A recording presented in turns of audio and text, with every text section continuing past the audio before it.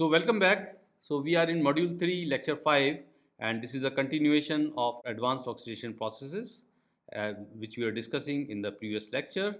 So here we are going to discuss about the concepts like electrophoton process. So in the last lecture we have already talked about the electrophoton process, that how the electrophoton process can be used for generation of the species which are involved in the photon process. For example, the photon process is having the combination of ferrous as well as the H2O2. So either the ferrous or the H2O2, it can be produced in a electrochemical system, and such a process is called electrophoton process. And this process is having an advantage that we need not to add chemicals from outside. So this is one of the advantage of electrophoton process. Similarly, we will talk about the ultrasound assisted advanced oxidation processes. We will also talk about the sulfate radical based AOPs. So till now we have discussed about the hydroxyl radical based AOPs. So we will also talk about sulfate radical based AOPs. Then we'll talk about the photocatalysis process, which also leads to the advanced oxidation of the organics which are coming in contact with the photocatalysts. And similarly, we'll talk about the operational problems that we generally face when we are applying the process of advanced oxidation process for the treatment of wastewater. So as the term electrophoton process is, it reveals that we are having a process which is having an application of electrical current, right? So this process is developed so that we can overcome the limitation of the classical photon process. So the limitation of the classical photon process, as we have already discussed, that it involves a high cost and high risk associated with the handling, transportation and storage of the reagents. So we are using a number of chemicals there. For example, we are using ferrous sulfate, we are using H2O2. So the handling, transportation and storage of these chemicals can lead to a risk as well as the cost. And similarly, the accumulation of the iron sludge that we already discussed, that when ferric is formed, ferric species are formed, so they may result in the formation of ferric hydroxide, and this sludge gets deposited at the bottom and we need to get rid of this sludge so that we can dispose of the treated wastewater properly. Okay, so that's why this process has been developed so that we can get rid of these disadvantages that are related with the photon process. We have combined the concept of electrochemistry as well as the classical photon process. So that's why it is called the electrophoton process. So this electrophoton process results in the generation of the photon reagents, either or both of them. So we can have the generation of only ferrous ions only, and we can add H2O2 from outside, or we can have the production of H2O2 as well as the ferrous ions in the same system. So this is known as the electrophoton process. Now here you can see that the H2O2 is generated via the reduction of oxygen on cathode. So if you have seen the electrochemical system, so we are having an anode here, we are having a cathode here. So this anode may be made up of iron, for example here, and this may lead to the oxidation and this may lead to the generation of ferrous ions in the species, and the electrons is released which is transferred to the cathode, right? And this cathode here, the ferric ions can get reduced to ferrous ions in this case. Similarly, the hydrogen ions can be reduced to hydrogen gas, and we can also have the reduction of water which may lead to the generation of .2H radicals. And here we can also put H2O2 from outside. As you can see here that H2O2 and the ferrous that is getting generated from here at low pH values, it may lead to the formation of .2H radicals, and these .2H radicals can then react with the organic pollutants present in the wastewater, and which can mineralize the organic pollutants which are present in the wastewater. Okay, so we can see here that the oxygen at the cathode is getting converted to the H2O2, hydrogen peroxide is getting generated at cathode. Similarly, at anode, the iron is getting converted to ferrous ions, and it is releasing 2 electrons from here, which the 2 electrons are basically taken up by the oxygen for its conversion to H2O2. And the ferric ions also can be reduced to the ferrous ions at cathode only. So these reactions are taking place in a electrophantom system. Similarly, we can have the ultrasound assisted advanced oxidation processes, which is a highly efficient process for the removal of the contaminants and their degradation. So this ultrasound assisted process may be generated by the ultrasound irradiation, where we use the sound waves of the frequency of around 16 kilohertz to 100 megahertz. So this can be used, and these sound waves can basically create alternate compression and diffraction cycles inside the water, and it can lead to the three successive stages of cavity. So cavity formation takes place, and this cavity formation may result in the nucleation, that is formation of very small microbubbles which grows up, right, in size, and then ultimately it implodes, right, and this implosive collapse. So this may result in the formation of dot to H radicals, because this microbubble are filled with vapor, which is generated from the water, and this micro bubble, which when it collapses, so it can immediately generate a very high temperature, and it can generate a very high pressure. So temperatures of around 4200 to 5000 kelvins may be generated by the implosion of the microbubble that is generated from the cavity formation. And similarly, we can have the high pressure generated, around 200 to 500 atmospheric pressure can be generated by the implosion of such a microbubble. So in these conditions, what happens that the water molecules which are in the form of the gas or vapor in the microbubbles, so they are fragmented and they generate the hydroxyl radicals in such a case. So you can see here that the equation that dot to H radicals may be generated by the water which is present in the microbubble in form of vapors. Okay. So the benefit of this ultrasound assisted AOP is that it lowers the consumption of chemical reagents, and similarly it also leads to the generation of less waste sludge. Okay, so there is no sludge generation in such a case. So these are the two advantages of the ultrasound assisted advanced oxidation processes. In addition to the hydroxyl based AOPs, we can also have sulfate radical based AOPs. For example, we can have the persulfate. So persulfate is already a very strong oxidant. It is having a strong oxidation potential of nearly 2.01 volts. And when this persulfate compound is activated by heat, or it is activated by UV radiations, or in the presence of transition metals, or at elevated pH, it can form a very powerful radical that is called the sulfate radicals, which is having a very high oxidation potential, which is greater than persulfate, that is nearly 2.6 volts. And this uh, sulfate radical then initiate the process of the advanced oxidation. So we can see here the equation here 28, that we can see that the persulfate ions is present, and in presence of heat or in presence of UV light, it can get converted to sulfate radicals. Similarly, when the persulfate it comes in contact with the metal ions, so this can reduce the persulfate into sulfate radicals, as well as the metals may be oxidized in such a case. So then we can see that the sulfate radicals may convert the bicarbonates into bicarbonate radicals, the carbonates to carbonate radicals, biphosphate to biphosphate radicals, and so on. Right? So here the elevated pH can also lead to the activate the persulfate, but the mechanism related to the elevation of pH and generation of the sulfate radicals from persulfate ions basically is still unclear. However, the thermally activated persulfate method can also lead to the generation of sulfate radicals, and we have to apply a temperature of nearly 35 to 130 degrees centigrade in such a case.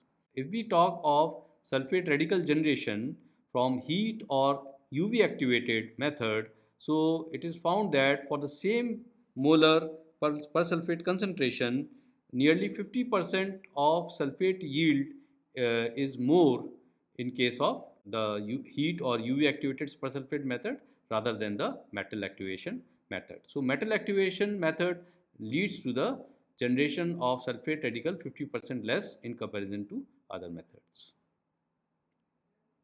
So therefore, the metal activation method may not be efficient, and however we use metals like ferrous and ferric ions so that we can activate the persulfate ions, and we can also use the copper and silver which have also seen the activation capability of the persulfate ions.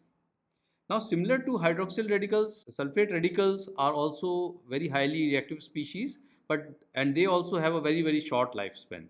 But the reaction patterns of hydroxyl radicals and reaction pattern of the sulfate radicals, so they are quite different. For example, when we talk of the hydroxyl radicals, so we see that the hydroxyl radicals generally they add to the organic compounds which are having C double C bonds.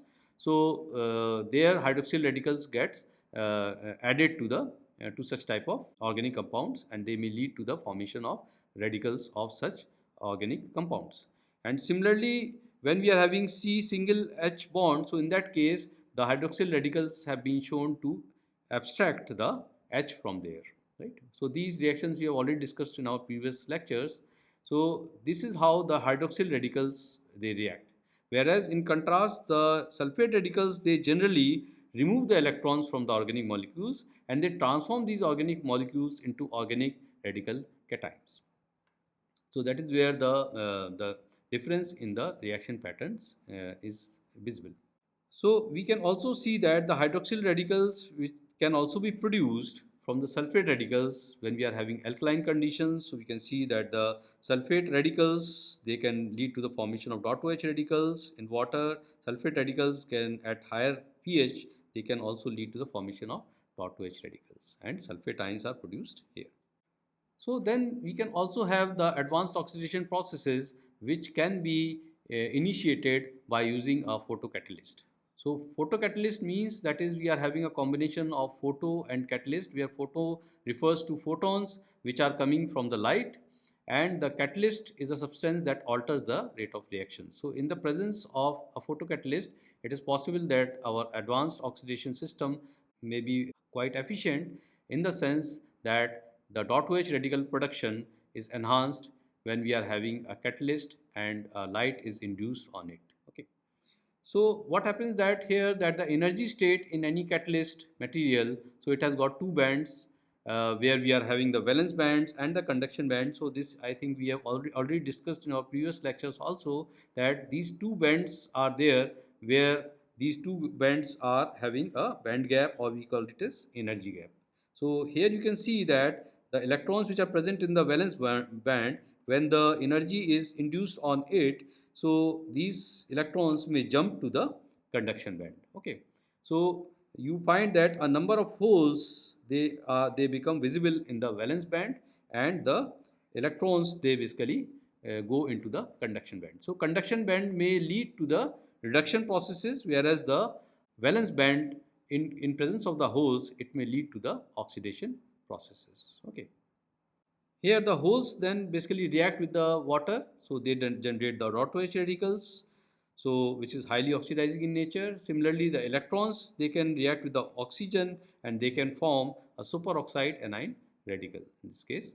And here we can see that the generated pair of electrons and holes, so they can react with the adsorbed molecules also. They also can basically prompt a redox reactions because the electrons and holes they basically can lead to the reduction and oxidation of the organic compounds directly.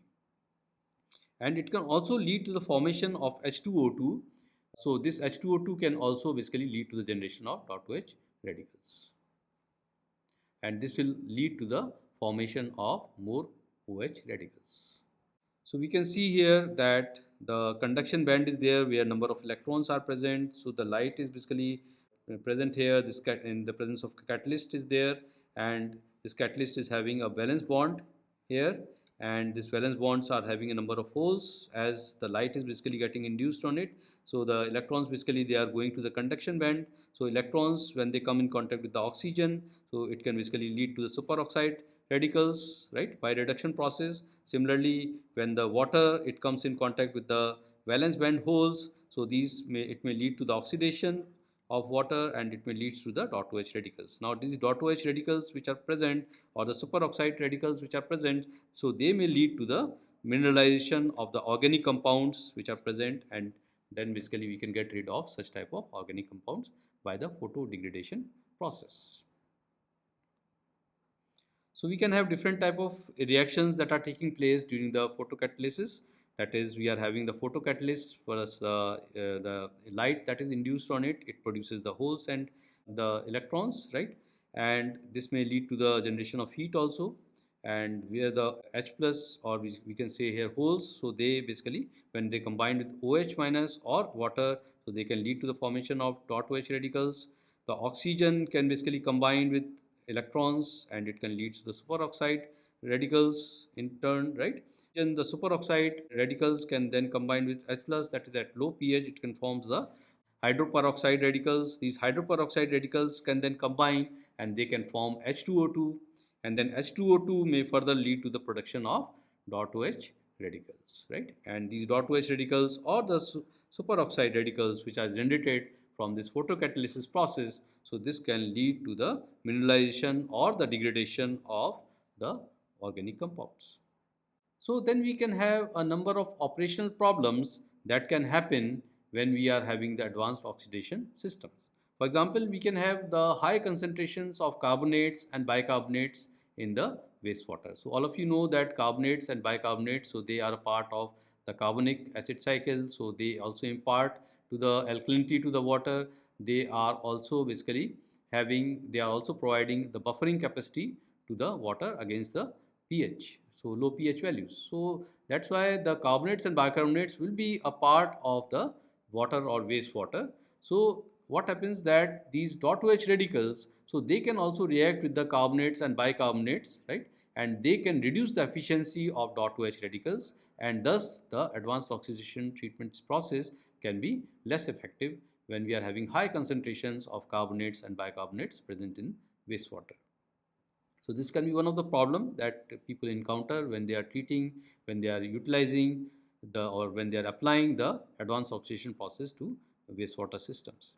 Similarly, wastewater systems can also contain, or water systems may also contain the natural organic matter. So these natural organic matter, when they are present in the water matrix, so they can also scavenge the hydroxyl radicals. As we have already studied that hydroxyl radicals, so they are non-selective oxidizers. That is, they will not select that what type of the material is present which can be oxidized. So they will oxidize indiscriminately whatever the reduced elements are present which can be oxidized by the hydroxyl radicals. So now what happens that this may reduce the rates with the target compounds. Suppose we want to target a certain compound and high natural organic matter is present in the water or wastewater system, this natural organic matter may scavenge the hydroxyl radicals and it may reduce the efficiency. Similarly, when the metal ions like, for example, ferrous or manganese, they are present in the water, so they also can scavenge the hydroxyl radicals. And when they scavenge the hydroxyl radicals, the number of hydroxyl radicals which are reacting with the target compounds, so this may reduce, and in turn, it will reduce the efficiency of the process. Similarly, there can be other factors also which can lead to the reduction in the efficiency of the treatment process. For example, we can have suspended materials present in the water or wastewater systems. Similarly, the pH can also affect the treatment process efficiency depending upon the type of reactions we are having in such a systems, right? Similarly, the type and nature of the residual TOC, so that also can lead to the reduction in the efficiency, and other wastewater constituents which are not the targeted compounds, so they also can consume the dot OH radicals and it can reduce the efficiency of the treatment process.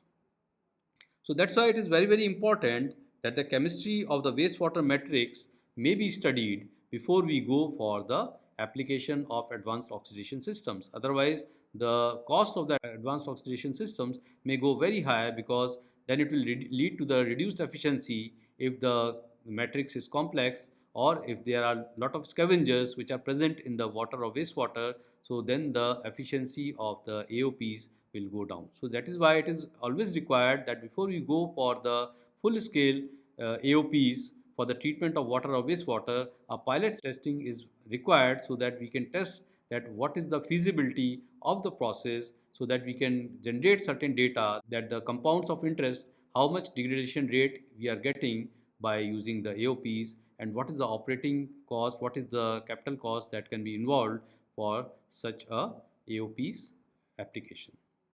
So the oxidation of refractory compounds can take place. We are having the application of these AOPs for hydroxyl radical generation, and these hydroxyl radicals can target the refractory compounds by different type of reactions that happens. We have already discussed these reactions, that is by radical addition or by hydrogen abstraction, by electron transfer also, as well as by the radical combination which leads to the formation of H2O2. So the refractory compounds can be easily degraded by these processes.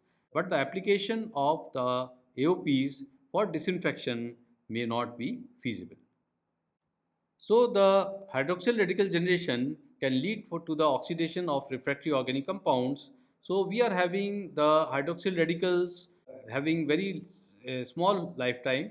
So because of such a small lifetime, the hydroxyl radicals may not be very useful for the conventional disinfection systems, but they are most commonly used for the oxidation of trace amounts of refractory organics which are present in the highly treated effluents. Why we are saying highly treated effluents?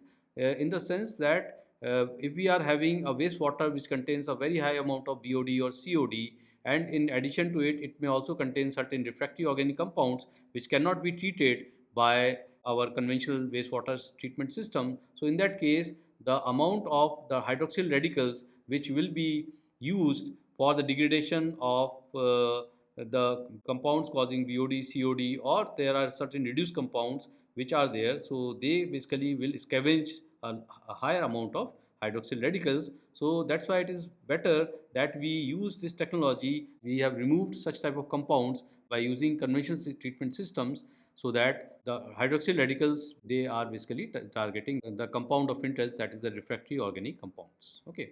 So the oxidation of refractory organic compounds can take place by hydroxyl radicals, and here we are not using the hydroxyl radicals for the conventional disinfection process, because we know that the lifetime of the hydroxyl radicals is very small, and using it in the conventional disinfection process may require a higher detention times, or we may require a higher doses, so that we can get the generation of higher amount of hydroxyl radicals. So that's why it is generally used for the oxidation of trace amounts of refractory organics which are found in the highly treated effluents.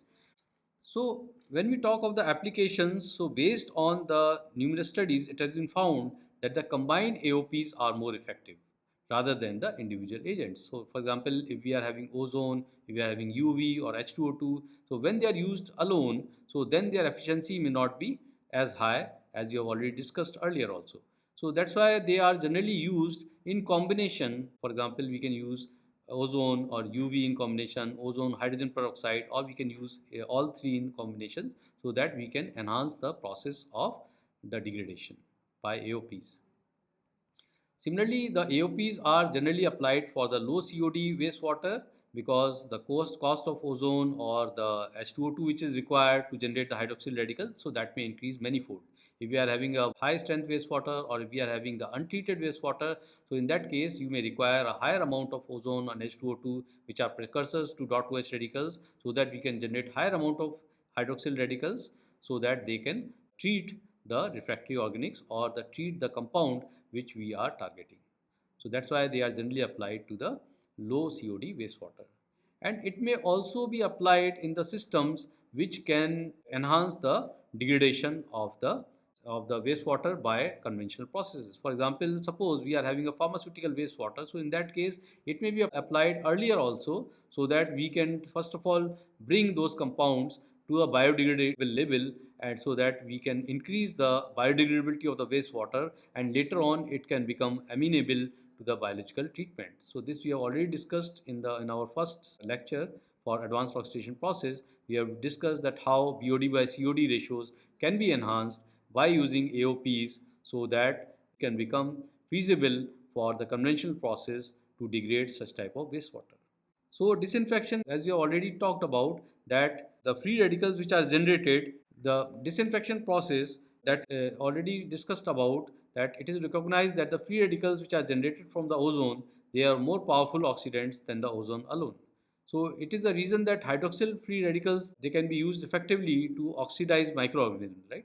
And they can be also used for the degradation of refractory organics. We can utilize ozone for generation of hydroxyl free radicals, so they also can oxidize the microorganisms. But because we are having a very short half life of these free radicals, right? So in that case, it is not possible we can use this process for the disinfection purpose, as it may require a high concentration of the precursors, or we may require high concentration of the dot OH radicals. So that this can happen, this may also require the high detention times, or it may require a very large reactors, so that the disinfection by the advanced oxidation process can take place. So that's why generally we do not use the advanced oxidation process for the disinfection purposes. Rather, we use it for the destruction of the refractory organics, or for the destruction of non-biodegradable organics, or for the destruction of the organics which are causing toxicity to the bacteria which are present in our conventional wastewater treatment systems. So we can see here that the ozone and UV irradiation can be used. That is, ozone can be passed in the reactor from the bottom, right? And it may lead to the very fine bubbles, which basically increase in size as they go upwards because of the lesser pressure in the upwards. And these fine bubbles, they can diffuse, and they can increase the contact area of the ozone with the wastewater.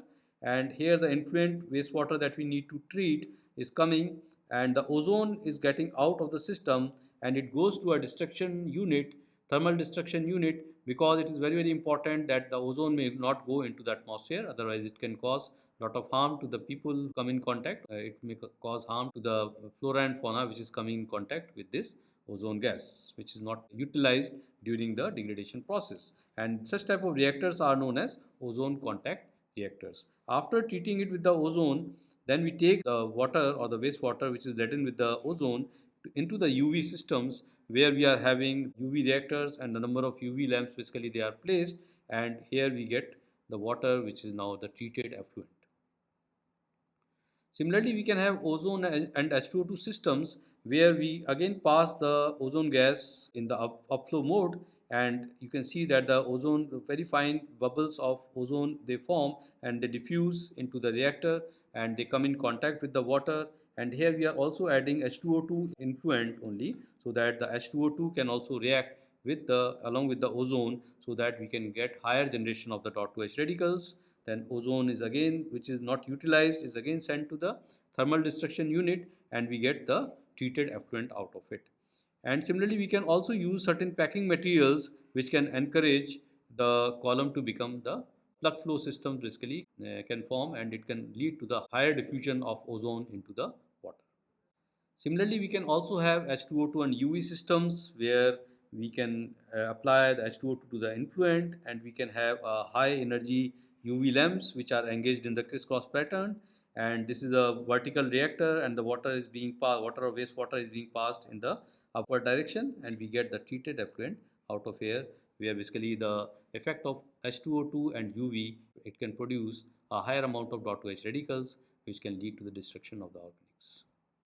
So these are the references that I've used in this lecture, and we'll continue our discussion in our next lecture regarding the advanced oxidation processes. Thank you.